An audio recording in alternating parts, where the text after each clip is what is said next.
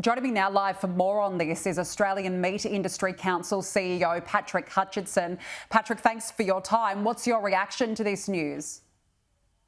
Thank you very much for having me again. Look, obviously fantastic news, something that we've been working towards for an exceptionally long time, over 3 years, and this is just the start of the process, certainly not the end. As we just heard before, there are restrictions remaining on other meat exporters. Have you at all been given an indication as to whether these will also be moved in the near future?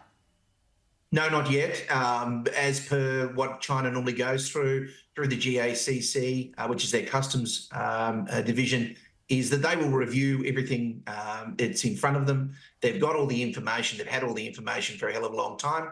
And now what we will be doing is continuing to advocate that now that they've started this process, that they continue on and get to the conclusion that we all know, not only that we need, but also they need to continue to take the best red meat in the world, which is Australian.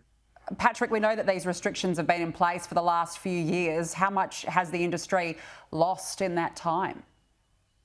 Well, anecdotally, it is in the hundreds of millions, but probably more importantly, we need to know that we are a resilient industry. We are also an industry that has been adept to be able to pivot to other markets. However, we can diversify for volume, but not necessarily diversify for value. So whilst we've been able to continue to keep the throughput going, this it starts to allow us the opportunity to achieve that total carcass value and help us to underpin that what we see is now continued rising prices that we're seeing for livestock that have been occurring over the past 4 weeks. So this helps underpin those establishments now and into the future. And will the industry look to continue its diversification, or once China has indeed dropped all of those restrictions, do you put your trust fully back in China again? Well, we've been both fortunate and unfortunate. The unfortunate part is that these restrictions have gone on individual companies who do export or were exporting a great deal to China. However, we've been fortunate that it's not an Australian-wide occurrence, as we've seen with barley and with wine and with lobster and other products. So what we're now seeing is that we'll continue to advocate for full access, not just for the remaining 6 that are currently temporarily suspended for technical issues, but we also have a number of facilities that were lined up to obtain their